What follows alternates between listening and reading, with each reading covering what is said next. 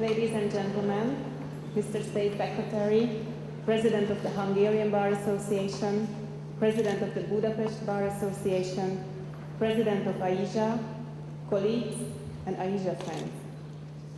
It is a great pleasure and a privilege for me to welcome you to Budapest to the 47th Congress of AIJA, and especially to this splendid venue, the Upper House Hall of the Parliament.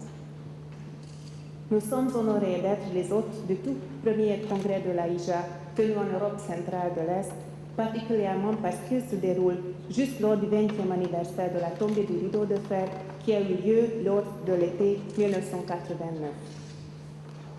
Before the fall of the Iron Curtain and the democratic changes 20 years ago, our citizens had restricted rights to travel due to political and economical reasons.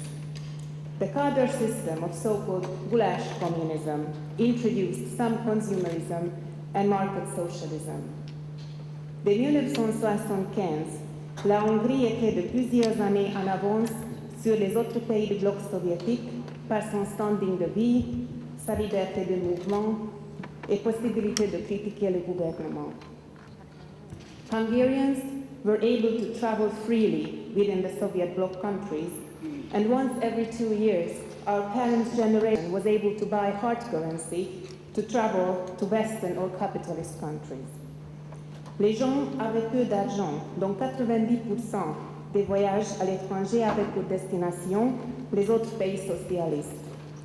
Ceux qui se rendaient à l'Ouest passaient leurs vacances dans des campings en Europe et atteignaient leur destination en Lada, Wartburg et Trabant, voitures que les gens devaient attendre en moyenne pendant 7 ans pour les acheter. People had to wait 7 years to buy a socialist car.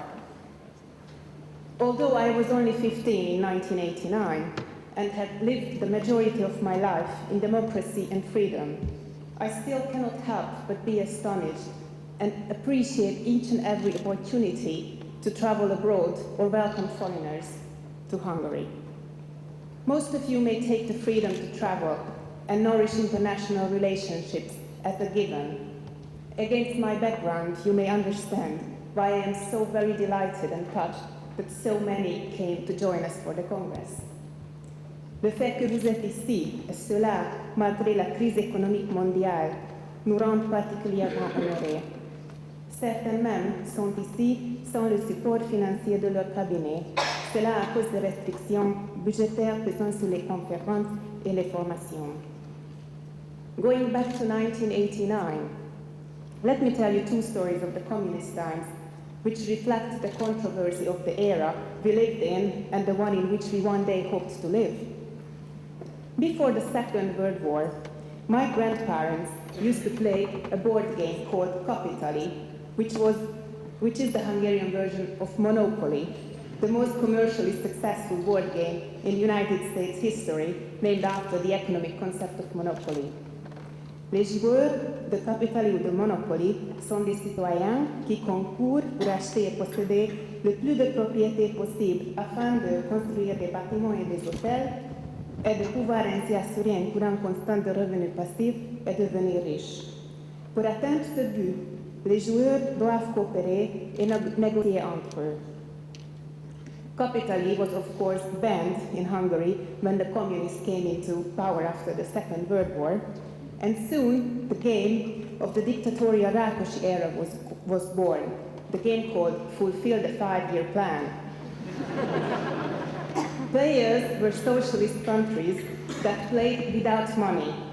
The game had no elements of negotiation, competition, or choice. Unsurprisingly, the game was not a success. In the 70s, during the more liberal Cadre era, a new game was born. It was called Economize Well.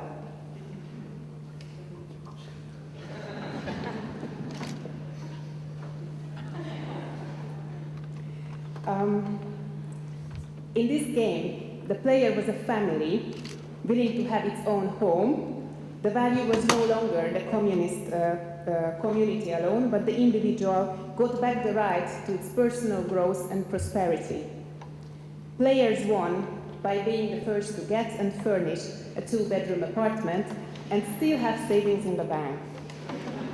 Again, the game involved no negotiation, no competition, no choice or individual responsibility.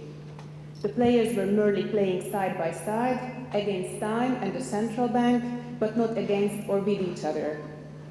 It is little wonder, therefore, that my grandparents, my parents and us, in complete conspiracy and secrecy, flipped over the boards of these socialist games and meticulously drew on the back the Capitali game from memory, and we actually prepared Capitali cards to secretly play the real game.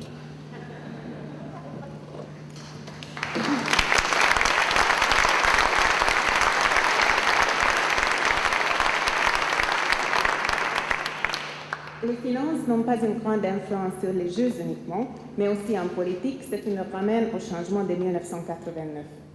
Financials have a great impact not only on games we like to play, but also politics, which leads me back to the changes in 1989. The second story I would like to share is a real example of economizing well. It is a little known fact that the demolition of the electric wire fence, the Iron Curtain, actually began not due to political, but economical reasons. When Miklós Németh became Prime Minister of Hungary in 1989, he examined the state budget closely and found a substantial coded expenditure. This coded item turned out to be the maintenance cost of the electric wire fence on the western border of Hungary.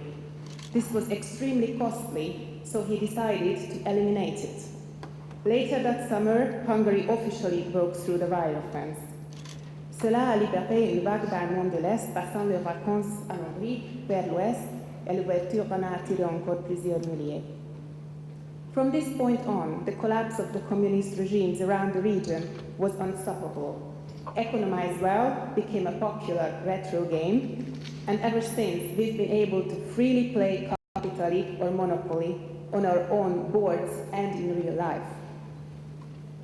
And before I pass over the microphone, I would like to introduce our honorary guests here today. Our first guest is Dr. Dezső Avarkeszi, the State Secretary of the Ministry of Justice and Law Enforcement, who held the position once between 1996 and 1998, and more recently since 2008. After graduating from the Law Faculty of AIJA University in 1978, Dr. Avarkeszi has been active in politics and has worked in various positions for local municipalities and in public administration. He was president of the Constitutional Committee between 2006 and 2008 and has been a deputy of the Parliament since 1994 and got re-elected 4 times. Our next guest is Dr. János Bánáti, the president of the Hungarian Bar Association since 2006. Prior to this presidency, he was the president of the Budapest Bar Association for 14 years. He started his legal career in the Attorneys Collective number 21 after graduating from AIJA University in 1967. After the democratic changes in 1990, he established his own law firm and has been working there ever since. His main practice area is criminal law. Our third guest is Dr. László Réti, the president of the Budapest Bar Association since 2006. He graduated from AIJA University in 1982. Currently, he's a partner at Réti Antal and Marvel Landvel, the correspondent law firm of PricewaterhouseCoopers in Hungary. He specializes in a vast array of relevant and fast-moving fields of law. And finally, last but not least, Mr. Duarte Taide, the president of AIJA. He graduated from the Portuguese Catholic University of Lisbon Law School in 1991. He's a partner with Abreu Advogados. And now I would like to pass over the